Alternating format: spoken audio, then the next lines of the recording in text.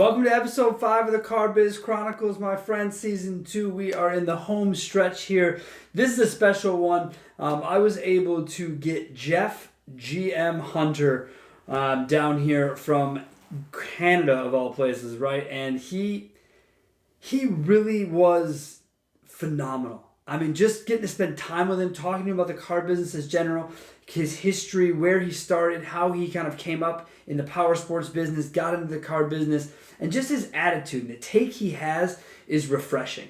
And I think a lot of people need to hear it. So I hope this week you sit down and you really listen to Jeff talk about social media, talk about the engagement he has with the people around him. And if you ever have any questions for social media, I would make that guy a serious part of your resource. He is, as I said, tremendous at what he does. His vehicle walkarounds are second to none. And that's really what attracted him to me in the first place and really piqued my interest to want to have him on this season, because I think he really personifies people and process, pulling them both off the way he does it. So please sit down and enjoy episode 5 of the Chronicles, and thank you so much for watching. Hello and welcome to another episode of the Car Biz Chronicles. This is so fun. We are in my home city, basically, of Milwaukee, and we have a very special guest who drove all the way down from Canada, Jeff Hunter. Jeff, thank you for being on the show. Thanks for having me. Man, it's so great. If you guys probably know Jeff Hunter as General Motors Jeff from his Facebook world. Jeff, do me a favor. Give the folks the high-level overview. How did Jeff get to the car business? What is his origin story? Well, like everybody else, this is what I wanted to do, right? You know what? I started in the power sports industry. My father owned a Yamaha dealership my whole growing up. And then we just had to switch over, and he was getting out of the business, and I kind of fell in. Like, it's one of those things, like everybody says, you fall into that industry, right? Sure. So I fell into it. There's some similarities, of course, to the power sports industry and motorcycles and snowmobiles. So it's kind of it was a somewhat of an easy transition, but in other ways not. So were you selling, working for your dad? Yeah. Really? Yeah. I did that. I was away in university for a while in Southern Ontario, and then moved back home to do the business. And just some different things happened, and we decided to close that up. And then so that my next logical step was, I think, to move over to the automotive side. I love motors. I love power. I love, you know what I mean? I love that kind of stuff. And it was that's why awesome, you're General Motors, Jeff. Precisely. There's nothing about a brand. Precisely, right? You love all motors. That's right. That's correct. Yes, that's correct. So how long have you been with your current dealership? I'm hitting on 6.5 years with Pro Chevrolet in Sault Ste. Marie right now. So. Okay. And is that your only stop? Yeah, that's my first dealership, first place. Yeah. When you got there, what was it like? You know, you come from a background of an industry, if you will, but like the car business, some people are, you know, their training is different, their onboarding is different. Like, what was your experience kind of getting into the business? So yeah, it was interesting. I was kind of thrown into the fire, and I think because people assume that it was so much like another industry I did. Sure. And again, there's some similarities, but there's some very glaring differences. Yeah. And I think the biggest thing for me wasn't the interacting with people and all that kind of thing. It was more so knowing the product, because especially I'm dealing with General Motors right now as far as brand, and they have 4 different lines, and there's so it was more of an issue of learning the product.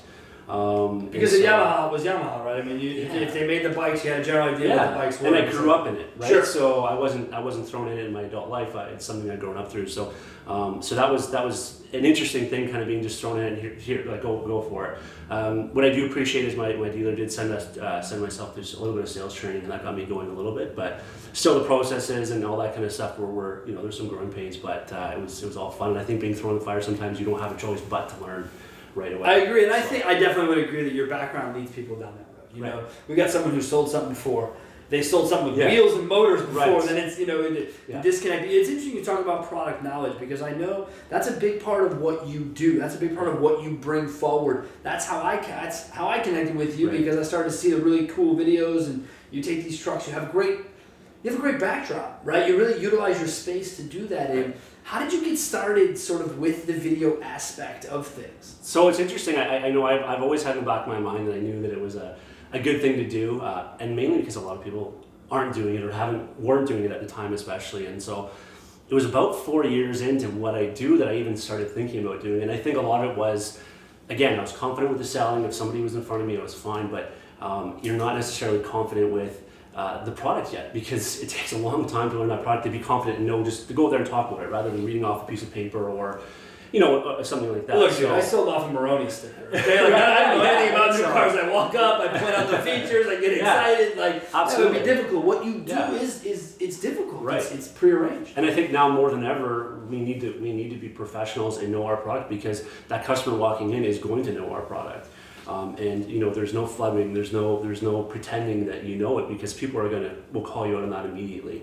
So I think that in our industry, of course, you have to have the personality and the know-how and to be able to get along with somebody, because we know that the person has to like you before anything else. But you also have to be a professional. If you're going to do it, then you have to really focus on knowing your product, and that's something I really pride myself on, and I'm also interested in. I love the Chevy trucks, the GMC trucks. I love that stuff. So it's not hard to do when you like something. Right. But yeah, so that's why I really focus on trying to be an expert at what I do, and people look at me that way. So you said you basically when we were talking pre-show, you talked about 2 years ago, right? Is when you really got heavy. Yeah, I just started into social. Yeah. Over the last 2 years. Yeah. And like me, I did the same thing the last 2 or 3 years. Yeah. And that first year is just sort of like, what's the point? You know what I mean? Like, we're doing all this stuff, no one seems to care, nothing seems to go anywhere. Right. Then all of a sudden the clock turns that 13th month, things begin to kind of move. Where did you see it change for you the most? Like, what was that tipping point for you?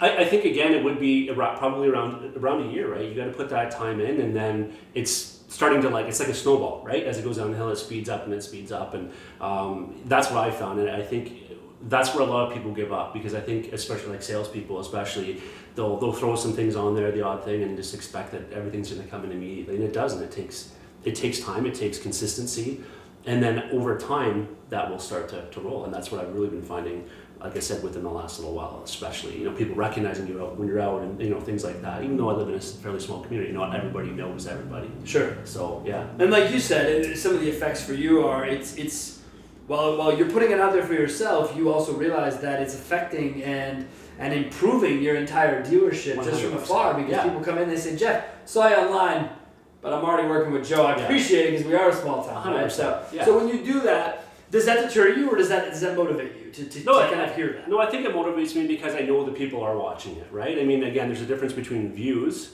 when you're seeing that on there, and the difference between the people who come in because of what they're seeing. And I think that my dealer principal does a lot for me, and so I feel like it doesn't affect me it affects me in a good way to want to do something back for him. And of course, if it comes to me, fantastic. And you got to remember also, not all those salespeople are always going to be there. So when one of those salespeople retires or goes to another position or another job, who do you think they're going to go to next? The guy that they've already been trusting online, right? So I think that in a small community, it's a little bit different. I think if I was in a major metropolis as a Chicago or Milwaukee or Toronto, I think it would be even more effective what I do. But no, I enjoy doing it, right? And that's what we talked about last night, is because you have such passion for it. It really comes forward. You're always looking for the next sort of presentation mode, right? So whether it's like the videos that you just did, the Cadillac one that you released, right? Where you had that little cool intro done, and then you really find ways to piece together. Where do you get the creativity from? Or is it something you find other people doing, or is it something you just test out different ways and then release it to us, the public? It's interesting. I really try not to watch a lot of other salespeople's videos, and I think the reason why I do that is because I don't want to be like anybody else. The whole reason why I'm doing what I'm doing is to be different than everybody else, right? So I don't want to copy what anybody else has done. So I mean, and I may have just by happen chance, because there's only so many things, of course, you can do.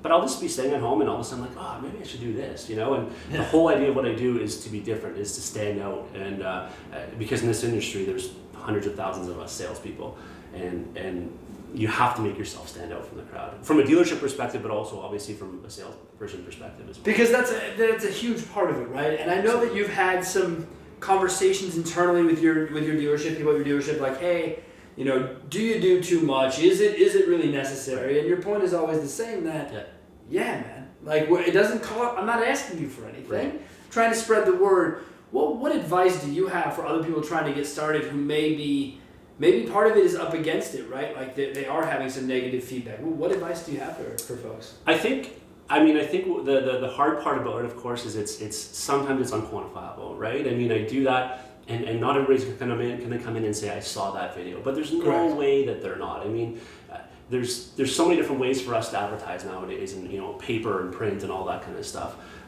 But it just gets put to the wayside. I mean, most clients and most customers now, if they're online, they're seeing 0% on this. They see that every day, all the time. Right. Hammer. There's nothing special about it, But if right? there's somebody on there providing value, and I think that that's what I like to do, and I think that that would be a great thing for other salespeople to do, is remember, we're there to provide value for our customer. Otherwise, why are we there? We could just have order takers to do it, right? So I think that providing value, and it will bring those people in because they realize that you're not out there just to sell. You're out there showing the product, trying to help people, right? That's the whole idea. I think there's somebody, Zig Ziglar said something. Well, no, that, but, right? but you're absolutely right, dude. It's this idea that if you're going to be a salesperson, provide value. Right.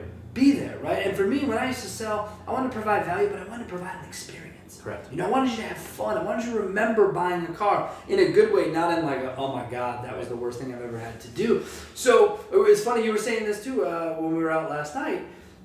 Your lady was saying that she gets mail all the time from Toyota. Yes. All the nonsense. Yeah. And we talked about how cute it was. Like, oh, it's so cool. You got a birthday, for your car. She's like, no, it's not cute. Because it's just a sales pitch and they just want to acquire my car. Yeah. And I said, I used to send cards just saying, happy birthday to, your 2007 Mitsubishi, whatever it was. And so it's funny how now you said it last night too, which was stop selling. Yeah. Just provide value and the sale follows. Where'd you learn that?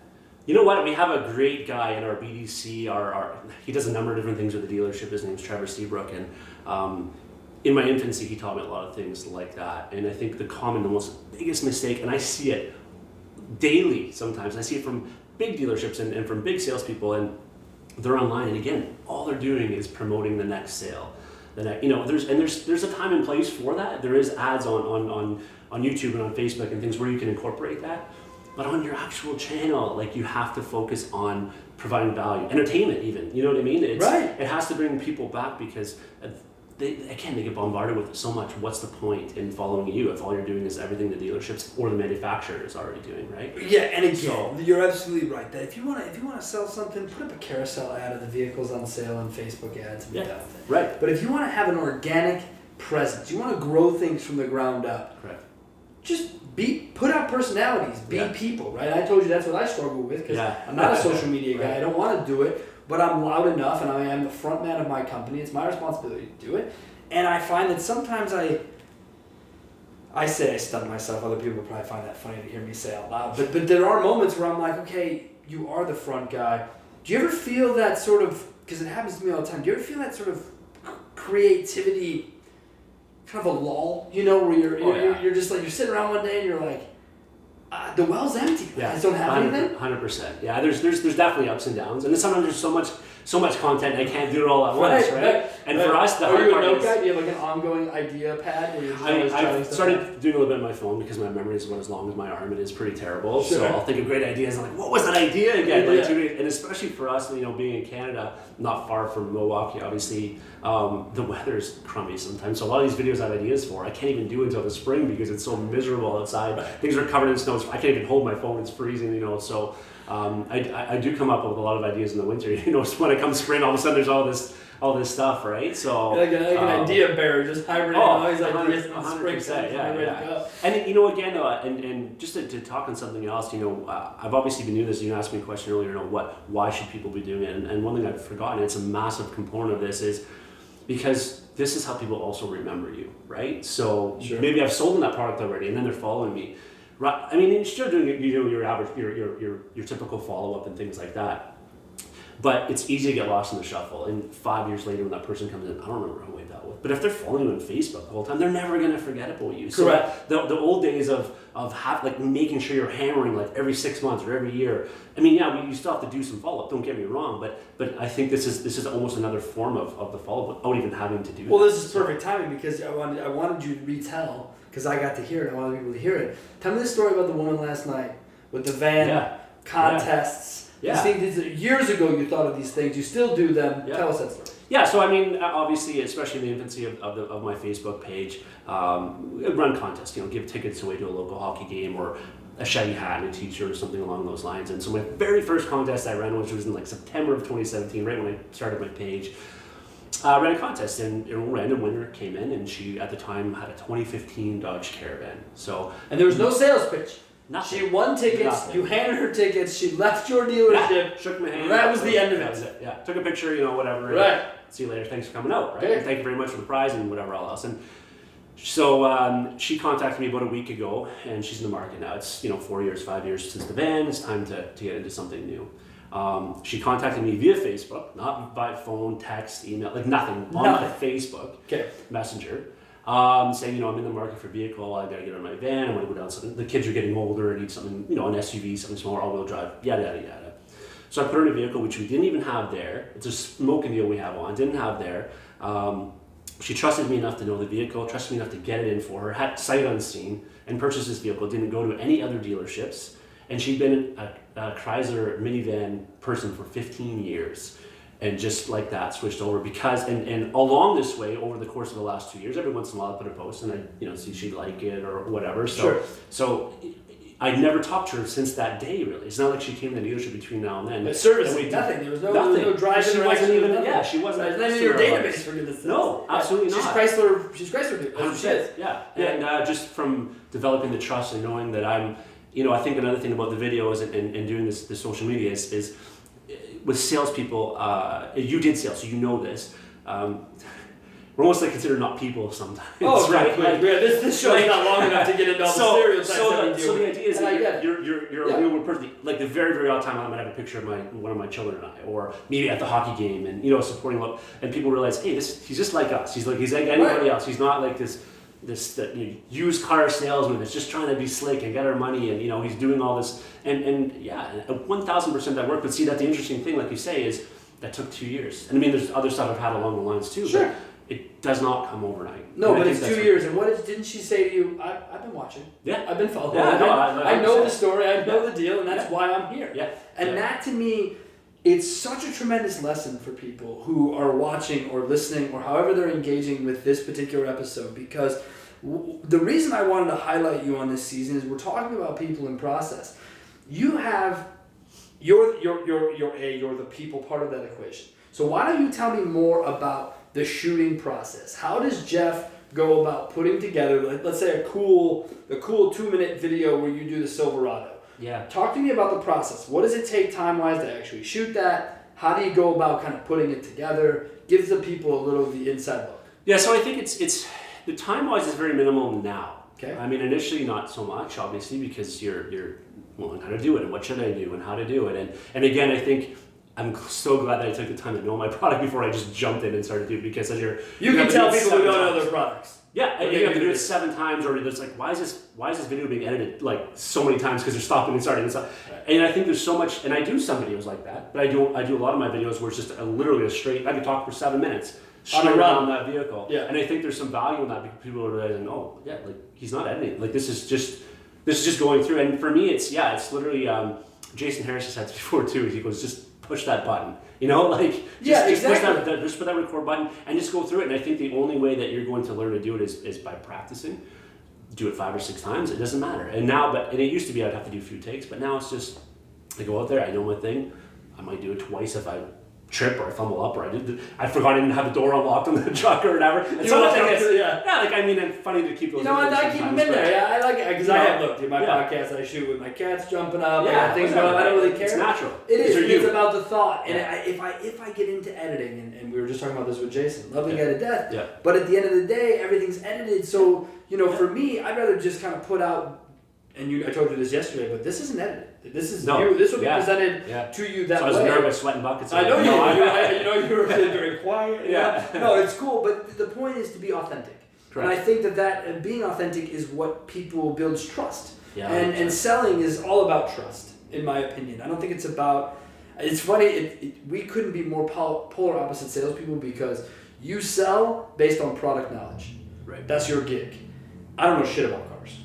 I never have. I'm not joking about that. I'm not joking about that. For me, it was about creating such an environment that you were in, that you felt like it was just you and your friend out buying cars, right? Sure. So I struggle with that product knowledge because I just couldn't wrap my head around it.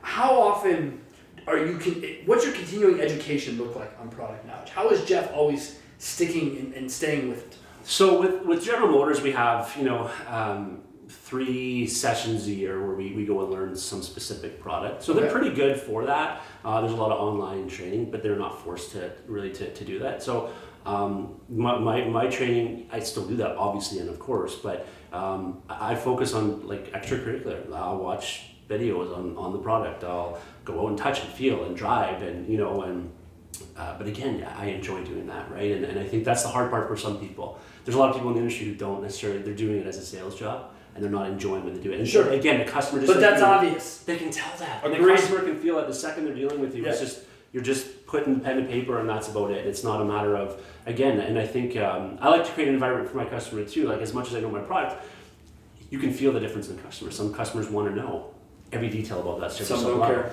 Others want to they want to sit in that seat and feel what it's like to drive it and have you be as excited as they are about it, right? So, yeah. I mean, like you said last night, it's the second biggest purchase of people's lives. 100%. You want it to be as authentic and honest as possible. Yes.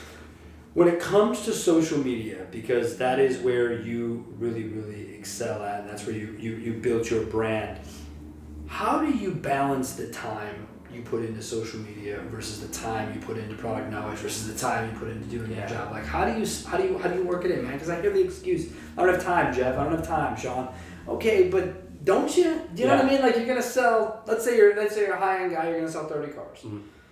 That's a car a day. Right. Let's assume you're closed on Sundays. It's a car point two. Mm-hmm. What are we doing with the other 6 hours we're not selling cars, right? No, and you're 100% right. It is hard to fit that time. And sometimes I feel almost guilty if I'm out in the lot taking a video quickly and I should be back selling. But I know it's only take me 5 minutes. Like people go for smoke breaks for 15 minutes, right? So, and I'm not making on smokers. Don't get me wrong. I'm just saying smoker, but it's a great point. And there's a lot of great salespeople who smoke. I'm just saying we allow it to be just a thing. We don't make any beef about that. But it takes 10 minutes. But if I was outside doing a 10-minute video, I'd probably get more beef than smoking a cig for 15. I'm just talking in general in the industry. Maybe it's a very interesting point. In some dealerships, I have heard that to be the case. Oh, I can guarantee you. Yeah. It's the case. It wouldn't be funny. So, and I'll do a lot of my editing at home. I mean, I've got 2 young children, so they go to bed. I'm already squashed anyway. I'll probably lay on the couch and I'll do some editing and add a music overall or some snippets of something. And so a lot of, again, you're doing work after work. There's no question. I'm not sitting at my desk and just doing that and only that when I'm supposed to be helping people or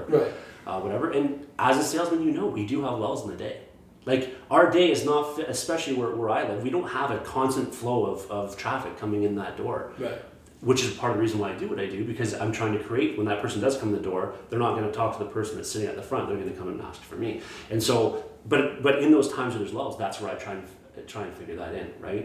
My training, I mean, obviously I'll, an hour here, an hour there, 15 minutes here, 15 minutes there. And again, the videos don't take me all that long. I'm not doing 20-minute videos. People don't want to watch 20-minute videos. No, maybe if I do that for my YouTube channel, I'll come in on a Saturday and maybe do that, or in an evening. But I even joke about this format. The reason I do the long form format over 35, 40 minutes, it's different. Is you let people sit and look at it over the course of a week. Right. Watch 10 minutes at a time. My weekly show is 5 minutes, maybe 10. Yeah. People are like, well, these are 40 minutes. Why would I listen? I don't expect you to sit here and just do this. But what I want you to do is find the value. And already you've given tremendous nuggets on social media. When you look at what you hope to do next with your brand, does Jeff look ahead? Is Jeff saying, next year I want to do more videos, different videos? Yeah. Or like, how do you look at your future in the industry? Yeah, I mean, there's no set plan, and here's how many videos I want to, I'm bad that way maybe, and that's one of the things I've been told is you have to have a set schedule. I've kind of not done that. I post regularly, but it's not necessarily at any particular time. And I find that maybe that works well too, because not everybody's online at the same time where that's going to come up and so on. But as far as a plan going forward, I mean, I'm going to continue doing what I'm doing. I do want to be more creative and think of different ways to do a video, so it's not the same walk around that everybody does. And I want to focus on my YouTube channel and have a separate thing there where I'm going to be going maybe for longer videos and blogs, because what I find on a Facebook or an Instagram, people want a quick snippet of something. Yeah. And what I mean by a long video, not a video like this, but on a walk around, nobody wants to watch the same Chevy Silverado for 20 minutes. There is those particular people that want to know every little tidbit. Sure. But most people just want the quick Coles notes, as we call Canada, like the quick, little tidbits so I know everything about it in a quick shot. And there's a different place for that on Facebook and on Instagram, and I see people using TikTok now. Right. And I think I might incorporate in TikTok as something I might try, just because it's another avenue that's growing. And then YouTube, I'll focus on doing more like of a blog type thing, in terms of video blog based. Long tips and helps, and like if you want to know everything about the Chevy Silverado from front to back, let's do that, because you are going to have those people, and that'll be more from on a national scale. Whereas what I do is on Facebook and a little bit of Instagram, mostly Facebook is more local. Right, I try to keep that. And that's just that's what it's there for. That's what I don't think people understand enough about that. Facebook is so localized that if you're into it, the people who do it are local, right? Yeah, you go to local establishments, people know who you are. Yeah. Like it's because of that, because of the branding. Whether they know what you do or not, this is irrelevant. Right. They know who you are and they know of you, and that's what I mean with the brand side of it. Do you have other salespeople in your dealership or in general that reach out to you and ask you about what you do or how you do it? Does that happen? You know what? What's interesting is I've had a little bit recently. I've just been noticing recently, not so much on social media. Again, because so many people are just so held back on wanting to do it. So I haven't had a lot of questions that way. And we do have somebody in the dealership who helped me, who can. Some people ask, but what I've been asked more about is, and I think it's due to my social media, product knowledge. Hey Jeff, does that Silverado does this level have the heated steering wheel, or does that nice. how do you set up the multiple seats? You know what I mean? Like, yeah. And I've been noticing, and these are some people who have been doing this longer than I have, and I'm thinking, oh, okay, so they're not listening to me with my customers every day. They're obviously seeing on a video, or they just know it, or just know I'm out there always doing it. So, and I'm thinking if my coworkers do that, obviously there's people that don't know the industry that are saying, okay, maybe he knows his stuff too, right? So, all right, so it's in that way, it's product knowledge based. More product knowledge than that. And the only reason I say not social media is because, again, I don't know what it is, but I think my dealership is a great picture of nationally and internationally that just. It's such a small percentage of us that are doing it, and it's criminal almost. Well, I'll tell you what. I mean, I was able to drop you a couple names last night when we were talking about it. Guys that come right to mind, but there's just not enough. Right. There shouldn't be just 3 or 4 people that come to mind. There should be 300 or 400 people that come to mind. And the people who do it, it's the same old consistent story. You guys will do 15 plus units. You don't have to take a bunch of fresh ups. You end up with customers coming back to you. If you're going to do 15, 20 car deals a month, how many of those are going to be fresh versus referral? Or repeat in your world? Fresh ups will be 20%, maybe 25% of your total. Now. Yeah, and the rest will be repeat referral. Yeah, and I mean I've been in the industry 6 years, so usually that 4 to 5 year mark is when you start seeing just from. It should be, but not usually necessarily that high of a percentage, right? Yeah, so you're at 75% repeat referral. I would think that's on average. I would think that's a safe number. That's pretty solid, dude. Yeah. And again, from a dealership perspective, depending on what your dealership does for advertising, those are the things that need to be factored in. I don't think enough people at a GM ownership level look at that, right? So if you look at your bottom book of business and you're doing better than 50% repeat referral, then you don't need to be spending the ad dollar to acquire new people. Right. And so if you guys are doing the job, right? Because as dealers, when we spend the money, we hope that our guys bring it back to us. Yeah, but guys like you, I can actually save money, or better yet, invest money into what you're doing. Correct. To move things to the next level. Do you do anything on that? Because that's another thing I hear from salespeople. I don't have money to do. You don't do anything on the paid advertising side. No, from Facebook. No, I think they've boosted maybe 3 of my videos over time. You know what I mean? Like at a dealership level. Yeah. Okay. Yeah. So they've helped. To be very clear, I've had some pretty good. The dealers definitely not held me back per se. You know what I mean? No, it sounds like they've encouraged you at every turn. No, for sure. And along the way, there's always going to be 1 or 2 naysayers within an organization. Yeah, different management changes and things like that. Exactly. Yeah. But from a dealer ownership perspective, we've been great. And the value in someone like you, and your owner sees it. I don't know your owner, but I know they see it because look, dude, So you started 5 years ago? Yeah. Okay, 6 years ago. So when I started in 98, 99, dude, I was putting business cards under like models. Crazy. In malls. Yeah. Just in the whole object. I was cold calling out of phone books, dude. And people say, "Oh, Sean, give me a break. You're not that old." I had Rolodexes. I didn't have CRMs. Like, I'm serious. You didn't have anymore. You guys have all these cool advantages, and CRM's a big part of it. Yeah. You have all this data, all this information. Mm-hmm. Are you utilizing video within your customer engagement? You know what? That's something I have been starting to do a bit more, and I know in certain instances somebody will message me on Facebook.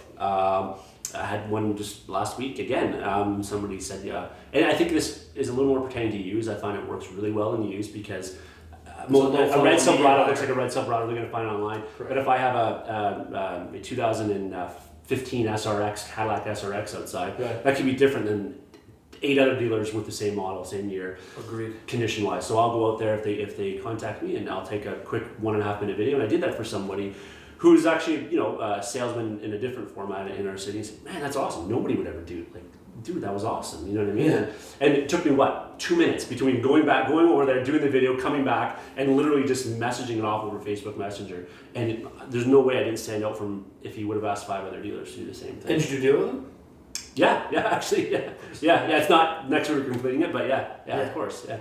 Yeah, see, that's the video part of the engagement is something that I don't think enough people pay attention to. Right. I don't think enough people, and it's in general, if people text you, then text them back. 100%. Don't text them, call me. No. They called you. Yeah, they're talking doing it about from a phone, We were right? talking about that So last so you already are into that side of things. How do you handle?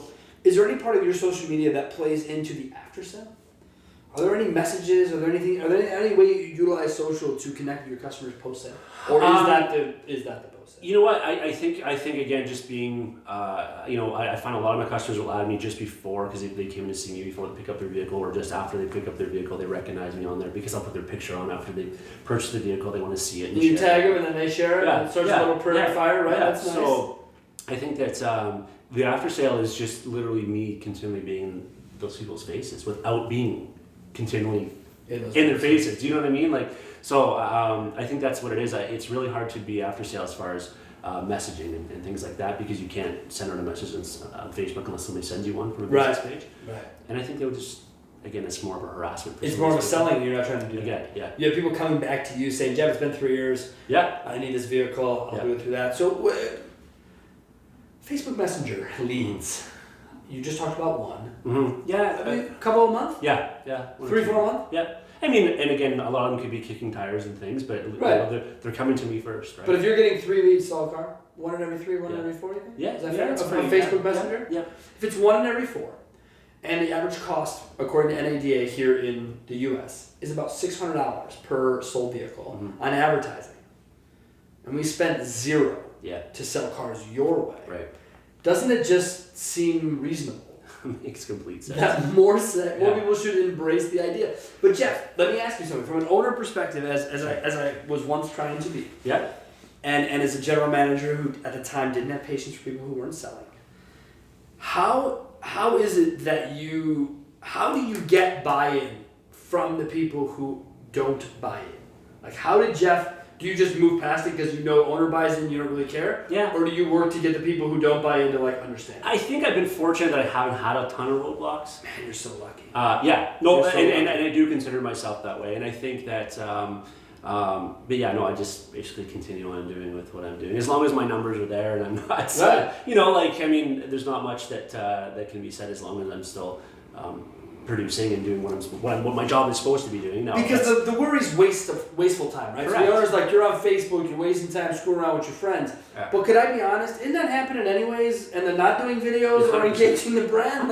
They're actually really doing what you say they're doing? Yeah. Wouldn't you take them screwing off for half the time, but the other half the time do videos and engage the clients? Wouldn't that be a win? And even when I'm doing videos, you're learning the product too, because I forgot about this, or you're constantly rehashing and reminding yourself of the product knowledge that you know, but you might not talk about that Chevy Spark every day, so you're learning it over and over again, right? Yeah. So, And you guys do all of that. So when you look at your model line, would you consider yourself a truck guy? Like, if people are, I know you love all GM, I get it. Is trucks where the real passion comes flowing out? Yeah, I've always been a truck guy, I'm coming from the motorsports. You drive one, right? Yeah. You had it right, because you guys got to pull your bikes. You got to put your bike in the back and put your slide slide trailer. whatever. So I can relate to those people too. But and then where we live in Sault Ste. Marie, it's Northern Ontario, it's Canada. We're just we sell 70% trucks. Right. So 2 things. Number 1, I love them to begin with, and that's the bread and butter, man. That's where everyone's buying. That's where it's at from a numbers perspective, monetarily. It's right. So a lot of my focus is on that. Yeah, I might get stumped on the Chevy Spark question because I don't deal with that car every day. And then of course we have SUVs, which are obviously coming on massively strong. Hence the And the Blazers back, right? In Canada, right? Yeah. You did a video on that one. A cool color, if I remember correctly. Yeah. Red, was it? Yeah, but sold to my best friend. Yeah. Oh, that's right. Yeah, that's sold right. to my best friend. Yeah, nice. Yeah. And does that happen, again, best friend, friends are going to come to us anyway, but does that happen because of that? I mean, is it because have they bought cars from you before? Was this friend already a customer? He was, but also, but it was there's that exposure on that video. Tons of people. Tons. It's an awesome looking vehicle. And it's a great video. And I sold my other best friends that. I don't know if you ever saw. There's a lime green. It's called shot colored Camaro. Yeah. You had it. Same thing. Same thing. There's tons of interest, and then when it's my friend sharing it, my other friends are going to see that, right? And that's it, though. That's the thing. Now, do you ask them to do this for you? No way. Or do they share it? You take a picture with them and they do it on their own? Yeah. Oh yeah. 100%. You never ask. The only thing I'd like to ask some clients, and this is something I think you and I have talked a little bit about, is I think one place I'm missing the boat, and other salespeople should do this, is starting to do testimonials, because and that's another great way of selling without selling, right? Dude, video testimonial. I've been hesitant to ask you people that, and the funny thing is, I think a lot of people would. They would all do. But as long as they're cool with this interaction, right? This idea of having a camera, being in the spot. And some people aren't. But they might not be. Yeah. But it's a minute. Right. And if they're not, here's the thing. You're so damn creative. If they're not cool being on camera, hit the audio button on your phone, record their voice telling the story, and then put a cool thing over top. True. I mean, there are so many. Put a picture of them with their car. Yeah. They were cool to do that, and then have it run audio. Yeah. Like, dude, there are so many ways that we could do this. So 2000, we started at Car Biz 2013, and the client we started working with, Zimbrick Automotive here in Madison, Wisconsin, they wanted to be different. And so we decided, we all sat around and said, well, why don't we try video testimonials? What? We invested in badass cameras, lights, mics, the whole nine. We had lawyer sign-offs, everything. For 15 months, these people go hog wild across 15 stores, and they've got hundreds. Mm-hmm. Then one guy stops. Another guy stops. Another guy stops. Managers don't notice. 3 months later, no one noticed. 6 months later, the whole company's not doing it. It's over. And I can still go back to these archives, and it pisses me off to no end, to go back and look at all the volume. If they would have continued, they would be the utmost authority in Wisconsin on anything automotive, just based on the YouTube channels alone, the number of videos. But it isn't just about content, right, Jeff? Correct. You've got to be able to get your content out there. Yes. And people have to like it enough to share. Yeah, and that's where it has to be entertaining. There's the product knowledge, but it also has to be entertaining. And that's why I'm constantly trying to think of ideas to change up, because no different than the 0% gets old, the same walk around gets old. Sure. Sure. And do you have indoor space? I'm always seeing you outdoor. Yeah, I prefer to do outdoor. Okay. I mean, this time of year, like you're saying. Yeah. So yes and no. What can we do? We change our showroom over often enough, and I don't like to do it when there's a lot of people around. Gotcha. A lot of clutter, noise. So I'll do it in the evening and stuff like that. But it's too stuffy for me being inside. It's like then you're in the dealership. So I like to be outside. It's. Although I do love the smell of a new car showroom. 100%. I don't know what my problem is. And I don't disagree. So yeah, you'll find some coming out probably in the winter. There'll be some more inside stuff. I do focus a lot of doing interior stuff in vehicles when it comes to winter, like showing different things on the touchscreen and things like that. I'll focus more on that, so that leaves my summer up to doing outside and overall vehicle. So, all the cool stuff. Yeah. What is the model release schedule on that? Is it October when the new stuff comes out in your It's all over the board. Is it now? Yeah, it's all over the board. I feel like it used to be specific. Yeah, I admittedly been off the retail. Yeah, I know and whether again you have to excuse my ignorance simply because I've only known and been general projects, right? So, but yeah, it's interesting because I can't say that next year the truck's gonna go this time because delays in production, different model, strikes. So, I didn't want to go there, but they it's affect things. all the things that can affect strikes for transportation, even transporting all that kind of stuff. It doesn't have to be the manufacturer. It doesn't have to manufacture. No, the guys who bring the rigs don't drive the rigs anymore. We have a problem. Yeah, so for sure. There's different.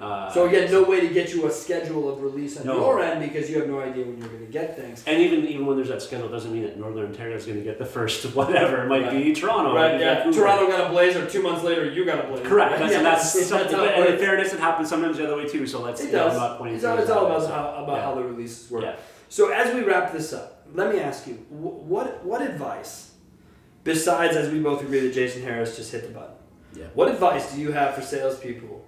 Give them a quick roadmap to social media success? And I know your success is because of you and how you do it, but how would you summarize a roadmap for folks to get them going? Well, I think that it's fair to say that I would have to say the majority of dealers have a Facebook page, right? From a dealership perspective. Agreed, they better now. Piggyback off that page to begin with. That's what you have to get started somehow. So you got to piggyback off that dealership just to get yourself. What does that mean? Because I'm not a Facebook guy. What does it mean when you say piggyback off connect? How do we do that? So you get whoever's in control of that Facebook business page to share some of your stuff initially, because I would hope and assume that most of those pages have a following of some sort already, right? Yes. 1,000, 100, whatever it is. It's more than zero. What you're starting with. Better than what I got, which is nothing. Or your friends, like your local friends. Which is the circle. Yeah, and so you have to piggyback off that. Again, don't sell. Do not sell on your page. If I can't, you can create ads separately, that's fine, but don't sell on your page. Just create things that people are interested in. Mix it up. Don't create the same content. Don't just keep putting the picture of that person buying the vehicle over and over and over. You got to do that, but put a funny post on there. Put a video like I do. Put a picture of a new product coming out. Put questions on there. A blog on wintertime. What should you do with your car to get it ready for winter? What does this light mean? You know what I mean? But constantly change it up and be consistent. You have to be consistent. You can't do it 1 week and then. And I'm not talking like you just do it once a week. You have to do it every day. I put a couple. If I'm getting anxious if I don't have a couple posts a day, you have to stay consistent. How do you keep up with that? It's hard. I have one on Monday. Yeah, I know. And one on Friday. But it's not big content. No, it's not. But you're right. It's like a little jokes. It's a little bit of the this. new vehicles coming out here, or this. Look at this picture. Or the Corvette is now Motor Trend Car of the Year. Just putting that picture up, creating a little graphic for that picture that's your own. Make it unique. Don't just share manufacturer stuff. No, because again, it's just the same thing everybody is already seeing. Colorblind to that once it gets through it. Yeah, 100%. They just tune it out.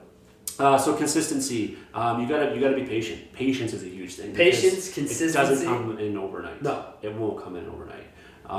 Because you're always filling the funnel. Even customers you pull forward that message you, then there's behind them there are 3 more people who may be in market who are watching. So it's about the progress. And honestly, I know this sounds bad.